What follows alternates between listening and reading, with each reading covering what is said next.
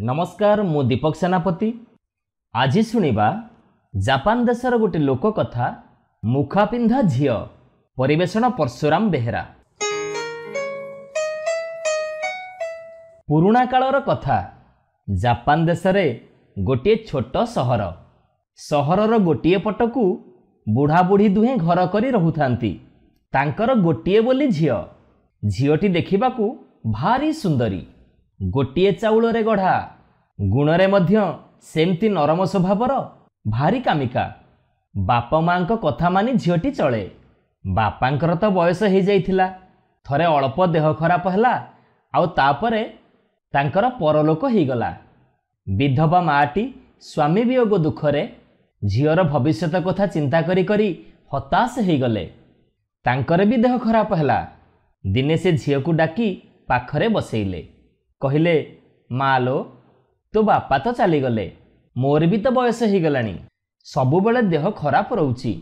मोर भी केतेबेले को कथा हबो से कथा किए कहिबो। तू मोर गुणर झियोटी। मु जहा कहूची टिके मन देई सुण। आउ ए कथा सबु भविष्यत पई मने रखिथिबु। तते भगवान सुंदरी करी गढ़िचंती। मु मा हिसाब रे नजर लगौनी कि तते बढ़ेई करी कहूनी। तू अति सुंदरी रूपरे गणा हबु। आउ तो रंग भी सफा।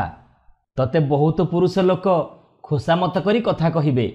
तो पाखकू आसीबाकू चेष्टा करिवे। सुंदर रूपर सेई होउची विपद। लोक गुड़ाक भल हेइथांतु कि खराप तते मनेइबाकू उपाय पांचिबे। आउ तू जदि तांको कथारे फसी जिबु तोर मा बदनाम ही जीवो। आउ तू जीवन सारा कष्ट पाइबु। तोर ए सुंदर मुहटी तो पई काळ हबो। मो कथा सुनु। मु तो मुह को गोटे मुखारे घोड़े देवी। जहा फलरे लोक माने तो सुंदर मुह को देखी आउ पिछा पड़िबेनी। एतिकी कथा कहू कहू माँ बुढ़ी को जर आरंभ हो गला। माँ आउ बेसी किछि कहि पारलानी। निजर शेष बल लगेई गोटे विचित्र मुखा आनिकी झियो मुंडरे गलई देले। से मुखाटी झियोर मुह को अधारु बेसी घोड़े देला। ता सुंदर चेहरा लुचि गला। या परे परे मांकर परलोक हो गला। झियोर आउ केही साहा भरोसा रहिलेनी। झियोटी बिलबाड़ी रे चाष काम करी अति कष्टरे जीविका निर्वाह कला। झियोटी बिलबाड़ी रे काम करी से केबे बिलबाड़ी काम आगुरु कर नथिला। बाप माँ थिला बेले ताकू गेल बसर रे बढ़ेइथिले। भलरे चलुथिले। माँ मला बेले कोठी कोन रखिथिले झियो को किछि कहि नथिले। शेष अवस्थारे झियो भी ए सबु कथा पचारिबाकू ठीक भाबी नथिला। माँ मरिबा परे परे से घरे किछि पाइलानी। तथापि झियोटी साहस हरैलानी। से माँ को उपदेश को मने पकेई सकाळु संज जाए कठिन परिश्रम करि चलिला। झियोटीर मुखा पिंधा चेहरा विषय रे समस्तंकर अनेक कौतूहल। अनेक युवा पुरुष ता मुखा पिंधा चेहरा को नहीं केते थटा तमसा कले। पाख आख गाँव रे ता ना मुखा पिंधा झियो बोली परिचित हो गला। केते टोका ता मुखा खोली चेहरा देखिबाकू चेष्टा कले किंतु मंत्र मुखाटी खोलिलानी। झियोटीर सुंदर फुलपरी कोमल चेहरा मुखा आढ़ुआଳରେ छपी रहिला। थरे जने धनी चाषी ता क्षेत्र झियोटीर काम करिबार देखिले। से झियोर निरलास परिश्रम आउ सचोटपणिया देखि खुशी हो गले। ता पाखकू आसी कहिले तमे भारी परिश्रमी। मोर इच्छा तमे दिन मजूरिया न हई आम पाई सारा वर्ष काम कर। झियोटी खुशी हेई काम कला। धान अमल सरलारू चाषी ता कामरे आहुरी खुशी हेई कहिले तमे भल स्वभावर झियो। मो स्त्री सबुबेले बेमार रहउचंती। तमे तांकर देखाशुना करिबो बोली मु तुमको अनुरोध करुची। तमे आमरी घरे काम करिबो आ मु तुमको बेसी दरमा देबी। झियोटी क्षेत्र कष्ट कामरू मुक्ति पाई माँ समान मालिकियाणीकर सेबारे लागिला। झियोटीर अक्लांत और आंतरिक सेबारे मालिकाणी और मालिकाणीकर झियो मुखा पिंधा झियो उपरे भारी खुशी हो गले। बाप माँ छेउंड झियोटी को निजर करी चलिले। झियो पारिवारिक महल रे रही निज गुण रे समस्तंकु आपणार करी आहुरी आदर पाइला। एईपरे समय रे दिने चाषींकर बड़ पुओ गाँ को फेरिले। से सहर रे रही गोटे बड़ विश्वविद्यालय रे पढ़ुथिले। से पढ़ा सारी घर को फेरिले। उत्तम शिक्षा लाभ करी ବାପାଙ୍କୁ ସାହାଯ୍ୟ କରିବେ ବୋଲି ନିଜ ସହରକୁ ସେ ଫେରି ଆସିଥିଲେ। ମୁଖା ପିନ୍ଧା ଝିଅଟି ତାଙ୍କ ନଜରରେ ପଡ଼ିଲା। ମୁଖାଟି ଝିଅକୁ ଅସୁନ୍ଦର କରିଦେଉଥିଲା। ସେ ବଡ଼ ପୁଅର ବୁଦ୍ଧିମାନ ଆଉ ତୀକ୍ଷ୍ଣ ଦୃଷ୍ଟିରେ ସେ ଝିଅଟିର ଗୁଣ ସବୁ କ୍ରମଶଃ ଧରା ପଡ଼ିଲା। ଆଉ ସେ ଝିଅର ଭଲ ସ୍ୱଭାବରେ ପ୍ରଭାବିତ ହେଲେ। ସେ ତାଙ୍କ ବାପା ମାଆଙ୍କୁ ମୁଖା ପିନ୍ଧା ଝିଅକୁ ବାହା ହେବାକୁ ଚାହୁଁଛନ୍ତି ବୋଲି କହିଲେ। ବାପା ମା ବି ବାରଣ କଲେନି। କିନ୍ତୁ ବନ୍ଧୁବାନ୍ଧବ ସବୁ ମୁଖା ତଳେ କୋଉ କୁରୂପ ଛପି ରହିଥିବ ବୋଲି ବଡ଼ ପୁଅକୁ ସାବଧାନ କରିବାକୁ ଚେଷ୍ଟା କଲେ। ବଡ଼ ପୁଅ ଝିଅଟିକୁ ବାହା ହେବାକୁ ପ୍ରସ୍ତାବ ଦେଲାରୁ ଝିଅଟି ଖାଲି କାନ୍ଦିବାରେ ଲାଗିଲା। ତାକୁ ଲାଗିଲା ତା ଜୀବନରେ ଆଉ ସୁଖ ଘଟଣା କିଛି ଘଟିବାର ନାହିଁ। ବଡ଼ ପୁଅଟି ସୁଚରିତ୍ର ଆଉ ସୁଶ୍ରୀ ଯୁବକ ଜାଣି କାଳେ ସେ ତାକୁ ବାହା ହେଲେ ବଡ଼ ପୁଅଙ୍କ ଜୀବନ ବି ଦୁଃଖମୟ ହେବ ଭାବି ସେ ପ୍ରଥମେ ବାହା ହେବାକୁ ମନା କଲା। ଆଉ କହିଲା, ମୁଁ ଆପଣଙ୍କ ଘରର ଜଣେ ଚାକରାଣୀ, ମୁଁ କ'ଣ ଆପଣଙ୍କ ସ୍ତ୍ରୀ ହେବାକୁ ଯୋଗ୍ୟା? ସେଇ ରାତିରେ ସୁଖ ଦୁଃଖରେ ଆଉଟୁ ପାଉଟୁ ହେଇ ଝିଅଟି କାନ୍ଦି କାନ୍ଦି ଶୋଇପଡ଼ିଲା। ବଡ଼ ପୁଅକୁ ତାର ବହୁତ ପସନ୍ଦ, ସେଇଥିପାଇଁ ସୁଖ। କିନ୍ତୁ ଏ ମୁଖା, ପୁଣି ଯଦି ଭବିଷ୍ୟତରେ କ'ଣ ଖରାପ ହେବ, ଏସବୁ ଭାବନାରେ ତାକୁ ବହୁତ ଦୁଃଖ ଲାଗିଲା।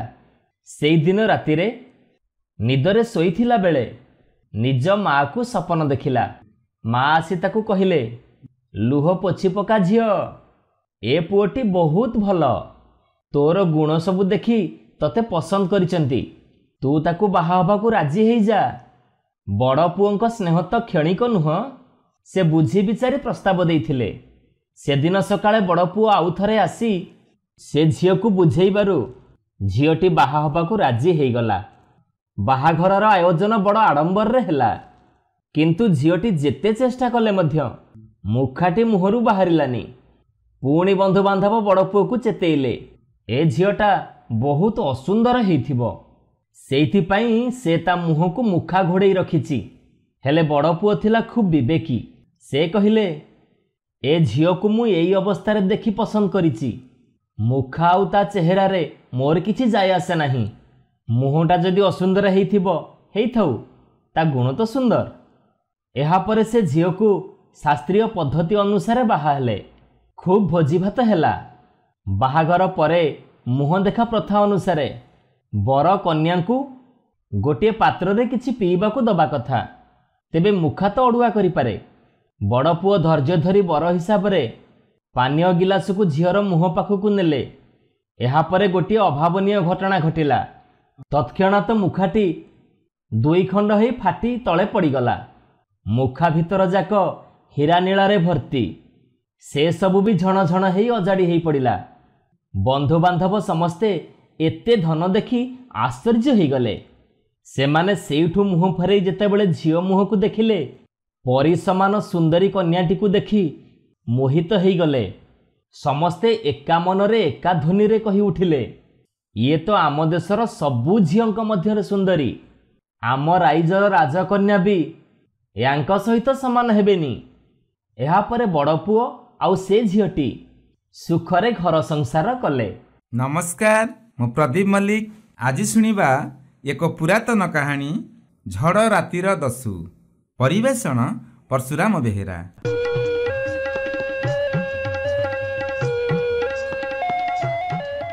ରାତିଯାକ ଝଡ଼ ବର୍ଷା ହେବା ପରେ ସକାଳେ ସବୁ ନିସ୍ତବ୍ଧ ହୋଇଯାଇଥାଏ। ଗୋଟେ ନଗରୀର ରାଜା ତାଙ୍କ ପ୍ରାସାଦ ଫାଟକକୁ ଆସିବା ମାତ୍ରେ ଦୁଇ ଜଣ ନଗର ପ୍ରହରୀ ଜଣେ ଯୁବକଙ୍କୁ ହାତବନ୍ଧା ଅବସ୍ଥାରେ ଭିଡ଼ି ଆଣି ତାଙ୍କ ଆଗରେ ହାଜର କଲେ। କଥା କ'ଣ ପଚାରିଲେ ରାଜା। ହଜୁର, ଗତ ରାତିରେ ଏ ଟୋକା ଚୋରି କରିବା ଉଦ୍ଦେଶ୍ୟରେ ଜଣେ ବିଶିଷ୍ଟ ବ୍ୟକ୍ତିଙ୍କ କୋଠା ଭିତରେ ପଶିଥିଲା। ଦୈବାତ ଧରା ପଡ଼ିଗଲା, ମୁଖ୍ୟ ପ୍ରହରୀ ଜଣାଇଲା। ରାଜା ଯୁବକ ଆଡ଼େ ଦୃଷ୍ଟିପାତ କଲେ। ସେ ଆଶ୍ଚର୍ଯ୍ୟ ହେଲେ, ଇଏ ଯୁବକ ଚୋରି କରିବା ନିମନ୍ତେ ଜଣକ କୋଠାରେ ପଶିଥିଲା। ଇଏ ତ ମୋଟେ ଚୋର ଭଳି ଦେଖାଯାଉନାହିଁ, ଅତି ସମ୍ଭ୍ରାନ୍ତ। କିନ୍ତୁ ଯାହାଙ୍କ ଘରେ ପଶିଥିଲା ସିଏ ଜଣେ ଅଭିଜାତ ବ୍ୟକ୍ତି। ସେ ଗୃହସ୍ୱାମୀଙ୍କ ସାନ ଭାଇ ପ୍ରହରୀମାନଙ୍କ ପଛରେ ଠିଆ ହୋଇଥିଲେ। ସେ କହିଲେ, କଥାଟି ସତ। ଯୁବକ ପାଖରୁ କୌଣସି ଅସ୍ତ୍ରଶସ୍ତ୍ର କିମ୍ବା ଚୋରି କରିବାର ଉପକରଣ ମିଳିଛି? ରାଜା ପ୍ରଶ୍ନ କଲେ। ପ୍ରହରୀମାନେ ଜଣାଇଲେ କି ସେମିତି କିଛି ମିଳିନାହିଁ। ଏଥର ଯୁବକ ଉପରେ ଦୃଷ୍ଟି ନିର୍ବାନ୍ଧ ରଖି ରାଜା ପ୍ରଶ୍ନ କଲେ, ତମେ ଚୋରି କରିବା ଉଦ୍ଦେଶ୍ୟରେ ଭଦ୍ରଲୋକଙ୍କ ଘରେ ପଶିଥିଲ? ଯୁବକ ନମ୍ର ଭାବରେ ଉତ୍ତର ଦେଲେ, ହଁ। ଚୋରି ପାଇଁ ଦଣ୍ଡ କ'ଣ ଜାଣିଛ ତ? ତମର 2ଟି ଯାକ ବାହୁ ସର୍ବ ସମକ୍ଷରେ କଟାଯିବ। ରାଜା କହିଲେ, ହଁ ମୁଁ ଜାଣେ। ଯୁବକ ଜଣାଇଲେ। ଯୁବକର କଣ୍ଠରେ ଏଭଳି ମାଧୁର୍ଯ୍ୟ ଥିଲା, ତାର ଉଚ୍ଚାରଣ ଏଭଳି ଶୁଦ୍ଧ, ରାଜାଙ୍କର ଦୃଢ଼ ଧାରଣା ହେଲା ଯେ ସେ ଚୋର ନ ହୋଇପାରେ। ଆଚ୍ଛା, ଏହାକୁ କାରାକକ୍ଷରେ ରଖ, ଗୋଟାଏ ଦିନ ଯାଉ, ଆଗାମୀକାଲି ସେ ଦଣ୍ଡ ପାଇବ। ରାଜା କହିଲେ। ରାତି ହେଲା। ରାଜା ଏକାକୀ କାରାଗାର ଆଡ଼େ ଚାଲିଲେ। ତାଙ୍କୁ ଦେଖି କାରାପ୍ରହରୀମାନେ ମୁଖ୍ୟ ଫାଟକ ଖୋଲିଦେଇ ଅଭିବାଦନ ଜଣାଇଲେ। ଯେଉଁ ଅପରାଧୀମାନେ ବିଶେଷ ଦଣ୍ଡ ପାଇବାର ଥାଏ, ସେମାନଙ୍କୁ ଗୋଟାଏ ଗୋଟାଏ କୋଠରୀରେ ଏକୁଟିଆ ରଖାଯାଇଥାଏ। ସେହି ସବୁ କୋଠରୀ ଶ୍ରେଣୀ ଆଗ ଦେଇ ଯାଉ ଯାଉ ରାଜା ଅତି ସୁଲଳିତ ମୃଦୁ କଣ୍ଠରେ କେହି ଜଣେ ଗୀତଟିଏ ବୋଲୁଥିବାର ଶୁଣିଲେ। ସେ ଠିଆ ହୋଇ ଧ୍ୟାନ ଦେଲେ। ତାହା ଅତ୍ୟନ୍ତ ଉଚ୍ଚକୋଟୀର ଗୀତ। ଶେଷ କୋଠରୀରୁ ତାହା ଭାସି ଆସୁଥିଲା। ତହିଁ ଭିତରେ ବନ୍ଦୀ ଥିଲେ ସେହି ସୁଦର୍ଶନ ଯୁବକ। ରାଜା ଯାଇ କୋଠରୀ ଆଗରେ ଠିଆ ହେଲେ। ଏକ ପ୍ରକାର ମଶାଲ ଆଲୁଅରେ ବନ୍ଦୀ ମୁହଁ ବଡ଼ କରୁଣ ଦିଶୁଥାଏ। ରାଜା କହିଲେ, ଶୁଣ ଯୁବକ, ମୋର ବିଶ୍ୱାସ ତୁମେ ହଠାତ୍ ପାଗଳାମୀ ବଶତଃ ଚୋରି କରିବାକୁ ମନସ୍ଥ କରିଥିଲ। ତମେ ସ୍ୱାଭାବିକ ଚୋର ନୁହଁ। କୌଣସି ଚୋର ଏତେ ସହଜରେ ଦୋଷ ସ୍ୱୀକାର କରେ ନାହିଁ। କିନ୍ତୁ ତୁମେ ଯେହେତୁ ଚୋରି ପାଇଁ ସେ ଭଦ୍ରଲୋକଙ୍କ କୋଠାରେ ପଶିଥିଲ ବୋଲି ନିଜେ ସ୍ୱୀକାର କରୁଛ, ତୁମକୁ ଦଣ୍ଡ ଦେବାକୁ ମୁଁ ବାଧ୍ୟ। ତମେ ତ ଜାଣ, ଅପରାଧୀମାନଙ୍କର ମୁଣ୍ଡ କିମ୍ବା ବାହୁ କଟା ହେବାର ଦୃଶ୍ୟ ଦେଖିବା ନିମନ୍ତେ ସହସ୍ର ସହସ୍ର ନରନାରୀ ରୁଣ୍ଡ ହୁଅନ୍ତି। ଆଗାମୀକାଲି ତୁମକୁ ଦଣ୍ଡମଞ୍ଚକୁ ନିଆଯିବ। ସମସ୍ତଙ୍କ ଆଗରେ ମୁଁ ତୁମକୁ ପଚାରିବି, ତମେ ଚୋରି କରିବା ନିମନ୍ତେ ସେ ଭଦ୍ରଲୋକଙ୍କ ଘରେ ପଶିଥିଲ କି ନାହିଁ? ତମେ ଟିକିଏ ଉଚ୍ଚକଣ୍ଠରେ କହିବ କି ତୁମେ ଚୋରି କରିବା ନିମନ୍ତେ ଯାଇନଥିଲ, ଦୈବାତ ଭିତରେ ରହିଯାଇଥିଲ। ମୁଁ ସେଉଠୁ ତଦନ୍ତ ଶେଷ ହେବା ଯାଏ ଦଣ୍ଡଦାନ ମୁଲତବୀ ରହିଲା ବୋଲି ଘୋଷଣା କରିବି। ତାପରେ ଦେଖାଯିବ। ଲୋକେ 2 ଦିନ ପରେ ଆଉ ଜଣେ ଅପରାଧୀର ମୁଣ୍ଡ କାଟ ହେବାର ଦେଖିବେ। ତମ କଥା ସମସ୍ତେ ଭୁଲିଯିବେ। ଏହାପରେ ରାଜା ନିଜ ପ୍ରାସାଦକୁ ଲେଉଟିଗଲେ। ପରଦିନ ଯଥାବିଧି ଯୁବକଙ୍କୁ ଦଣ୍ଡମଞ୍ଚକୁ ନିଆଗଲା। ତାଙ୍କ ବାହୁ କାଟ ହେବ ବୋଲି ପ୍ରଚାର ହୋଇଯାଇଥାଏ। ମଞ୍ଚ ଆଗରେ ଅସଂଖ୍ୟ ଲୋକ। ପ୍ରହରୀମାନେ ଯୁବକକୁ ନେଇ ମଞ୍ଚ ଉପରେ ଠିଆ କରାଇବା ପରେ ରାଜା ମଞ୍ଚ ଆରୋହଣ କଲେ। ସାଧାରଣତଃ ବିଚାରପତି ସେଠି ରହନ୍ତି। ରାଜାଙ୍କୁ ଦେଖି ଜନତା ବିସ୍ମିତ ହେଲେ। ଆଗଧାଡ଼ିର ଲୋକେ ତାଙ୍କୁ ଅଭିବାଦନ ଜଣାଇଲେ। ରାଜା ଯୁବକକୁ ଲକ୍ଷ୍ୟ କରି ପ୍ରଶ୍ନ କଲେ, ଯୁବକ, ତମେ ଚୋରି କରିବା ଉଦ୍ଦେଶ୍ୟରେ ଜଣେ ବିଶିଷ୍ଟ ନାଗରିକଙ୍କ କୋଠାରେ ପଶିଥିଲ ନା ତମେ ସେଠାକୁ ଯିବାର ଅନ୍ୟ କୌଣସି କାରଣ ଥିଲା? ହଜୁର, ମୁଁ ଚୋରି କରିବାକୁ ହିଁ ପଶିଥିଲି, ଉତ୍ତର ଦେଲେ ଯୁବକ। ସମସ୍ତେ ସେତେବେଳକୁ ଯୁବକର ମୁଖମଣ୍ଡଳ ଓ ନମ୍ରତାପୂର୍ଣ୍ଣ ଆଚରଣ ଦେଖି ତା ପ୍ରତି ସହାନୁଭୂତିଶୀଳ ହୋଇପଡ଼ିଥିଲେ। ତେବେ ଅଧିକାଂଶଙ୍କର ଲୋଡ଼ା ଭୟଙ୍କର କିଛି ଦେଖିବାର ଉତ୍ତେଜନା। ଯୁବକର ଉତ୍ତର ଶୁଣି ପ୍ରଭାବିତ ହେବା ତ ଦୂରର କଥା, ସେମାନେ ଚିତ୍କାର କରି କହିଲେ, କାଟ କାଟ, ଚୋରର ବାହୁ କାଟ। ରାଜା ଭୀଷଣ ଦୁଃଖ ଅନୁଭବ କରିବା ସଙ୍ଗେ ସଙ୍ଗେ ଯୁବକ ଉପରେ ବିରକ୍ତ ହେଉଥିଲେ। କିନ୍ତୁ ସେ ନିରୁପାୟ। ଜଣେ କର୍ମଚାରୀ ତରବାରୀ କୋଷମୁକ୍ତ କରି ମଞ୍ଚ ଉପରକୁ ଆସିଗଲେ। ଜନତା ଚୁପ୍ ହେଲେ। କିନ୍ତୁ ହଠାତ୍ ଦେଖାଗଲା ଗୋଟେ ଅପ୍ରତ୍ୟାଶିତ ଦୃଶ୍ୟ। ଯୁବତୀଟିଏ କ୍ଷିପ୍ର ଗତିରେ ମଞ୍ଚ ଉପରକୁ ଉଠି ଆସିଲା ଏବଂ ରାଜାଙ୍କୁ ଅଭିବାଦନ ଜଣାଇ କୋହ ଚାପି କହିଲା, ଦଣ୍ଡ ମୋର ପ୍ରାପ୍ୟ। ଏ ଯୁବକ ନିର୍ଦ୍ଦୋଷ। ଝିଅର ବାପା ପାଟି କରୁଥାନ୍ତି, ଝିଅ ମୋର, ତୋ ମୁଣ୍ଡ ବିଗିଡ଼ିଗଲା। ପାଟି କରି ଝିଅର ବାପା ନଗରୀର ଜଣେ ବିଶିଷ୍ଟ ବ୍ୟକ୍ତି ମଞ୍ଚ ଉପରକୁ ଆସି ଝିଅକୁ ଝିଙ୍କି ନେବାକୁ ଉଦ୍ୟତ ହେଲେ। ରାଜା ତାଙ୍କୁ ଶାନ୍ତ ରହିବାକୁ ନିର୍ଦ୍ଦେଶ ଦେଇ ଯୁବତୀଙ୍କୁ ସ୍ନେହବଳା କଣ୍ଠରେ ପଚାରିଲେ, ମା, ତୁ ଏମିତି କ'ଣ କହୁଛୁ? ଯୁବକ ତ ଅପରାଧ ସ୍ୱୀକାର କରୁଛି। ଯୁବତୀ ଏଥର କାନ୍ଦି କାନ୍ଦି କହିଲା, ମୋ ଇଜ୍ଜତ ରକ୍ଷା କରିବା ନିମନ୍ତେ ସେ ମିଛ କହୁଛନ୍ତି। ମୁଁ କେମିତି ତାଙ୍କ ଦୁଇ ବାହୁ କଟାଯିବାର ଅର୍ଥାତ୍ ତାଙ୍କ ପ୍ରାଣ ଯିବାର ଦୃଶ୍ୟ ଦେଖିବି? ଯୁବତୀ ଏଥର କାନ୍ଦି କାନ୍ଦି ଅଥୟ ହେଲା। ରାଜା ତାକୁ ସାନ୍ତ୍ୱନା ଦେଲେ। କ୍ରମେ ଝିଅଟି ଯାହା କହିଲା ଏବଂ ତା ବାପା ଯାହାକୁ ସମର୍ଥନ କଲେ, ତାର ସାର କଥା ଏଇଭଳି। ଯୁବତୀଟି ଅତି ସାନ ଥିଲାବେଳେ ତା ବାପା ମା ଅନ୍ୟ ଏକ ସହରରେ ରହୁଥିଲେ। ସେମାନଙ୍କ ପ୍ରତିବେଶୀ ଥିଲେ ଜଣେ ଧନୀ ବଣିକ। ଯୁବତୀର ବାପା ଏବଂ ବଣିକ ଥିଲେ ଘନିଷ୍ଠ ବନ୍ଧୁ। ଏମିତିକି ସେମାନଙ୍କ ଭିତରେ ବୁଝାମଣା ହୋଇଥାଏ। ଝିଅଟି ସହ ବଣିକଙ୍କ ପୁଅର ବିବାହ ହେବ ଯଥା ସମୟରେ। ଭାଗ୍ୟର ଗତି ବିଚିତ୍ର। ବଣିକଙ୍କର ଗୋଟାଏ ବିରାଟ ବ୍ୟବସାୟ ହଠାତ୍ ଭୁଷୁଡ଼ି ପଡ଼ିଲା। ସେ ଗରିବ ହୋଇଗଲେ। ଏଣେ ଯୁବତୀଟିର ପରିବାର ଅନ୍ୟ ସହରକୁ ଚାଲି ଆସିଲେ। ଏହା ଭିତରେ 10 ବର୍ଷ ଅତିବାହିତ ହୋଇଯାଇଛି। ଯୁବକ 2 ଦିନ ତଳେ ସେହି ସହରକୁ ଆସିଥିଲା। ତାର ଜଣେ ସମ୍ପର୍କୀୟ ମାମୁଁ ତା ପାଇଁ ଗୋଟାଏ ଭଲ ଚାକିରିର ବ୍ୟବସ୍ଥା କରିଦେଇଥିଲେ। ସେ ଆସି ରହିଥିଲା ଗୋଟିଏ ଚଟି ଘରେ। ଗତକାଲି ସେ ଚାକିରିରେ ଯୋଗଦେଲା। ରାତିରେ ଚଟି ଘରକୁ ଫେରିଲା ବେଳେ ଭୀଷଣ ବର୍ଷା ହେଲା। ସେ ଗୋଟାଏ କୋଠାର ବାରନ୍ଦାକୁ ଉଠିଗଲା। ଯୁବତୀ ତା କୋଠରୀର ଝରକା ବନ୍ଦ କରିବାକୁ ଯାଇ ବିଜୁଳି ଆଲୁଅରେ ଯୁବକର ମୁହଁ ଦେଖି ପକାଇଲା। ଘନ ଘନ ବିଜୁଳିରେ ସେ ଚିହ୍ନିଲା, ଯୁବକ ଆଉ କେହି ନୁହେଁ, ତାହାରି ପିଲାବେଳର ଖେଳ ସାଥୀ। ସେ ଦ୍ୱାର ଖୋଲି ତାକୁ ଭିତରକୁ ଡାକିନେଲା ଏବଂ ତା ଓଦା ଲୁଗାପଟାରୁ ଜଳ ବାହାର କରିଦେବା ନିମନ୍ତେ ତଉଲିଆ ଦେଲା। ଭୀଷଣ ବର୍ଷା ହେଉଥାଏ। ଦୁହେଁ ବସି ଗପସପ ହେଲେ। ଝିଅ ଯୁବକକୁ କହିଲା, ନିକଟ ଅତୀତରେ ତା ବାପା ତା ପାଇଁ ବରପାତ୍ରଟିଏ ଠିକ୍ କରିଛନ୍ତି। ତା ଭାବି ଶ୍ୱଶୁର ବିବାହର ବ୍ୟବସ୍ଥା ପକ୍କା କରିବା ନିମନ୍ତେ ଆସିଛନ୍ତି ଏବଂ ପାଖ କୋଠରୀରେ ଅଛନ୍ତି। ଯୁବକ ଥଟ୍ଟାରେ ପଚାରିଲା, ବର୍ତ୍ତମାନ ଯଦି ଘର ଲୋକେ ମୋତେ ଏଠି ଦେଖିଦେବେ ତେବେ କ'ଣ ହେବ? ଥଟ୍ଟାରେ ଉତ୍ତର ଦେଲା ଯୁବତୀ, ମୁଁ ଚୋର ପଶିଛି ବୋଲି ପାଟି କରିବି, ନହେଲେ ତ ମୋ ଇଜ୍ଜତ ଯିବ। ଦୁହେଁ ହସିଲେ। ଯୁବକଟି ବିଦାୟ ନେଇ ବାହାରି ଯାଉଛି। ସେତିକିବେଳେ ଝିଅର କକା ତାକୁ ଦେଖି ପକାଇ ଚୋର ଚୋର ବୋଲି ରଡ଼ି କଲେ। ଝିଅର ବାପା ମା ଓ ଅନ୍ୟମାନେ ବାହାରି ଆସିଲେ। ସେମାନେ ଯୁବକଙ୍କୁ ଚିହ୍ନିଲେ। କିନ୍ତୁ ସେତେ ରାତିରେ ଜଣେ ଯୁବକ ସେମାନଙ୍କ ଝିଅ କୋଠରୀରୁ ବାହାରିଲା, ଏକଥା ଜାଣିଲେ ଝିଅର ଭାବି ଶ୍ୱଶୁର କ'ଣ ଭାବିବେ? କଥା ତ ଜଣାଜଣି ହୋଇଯିବ। ଝିଅର ଭବିଷ୍ୟତ କ'ଣ ହେବ?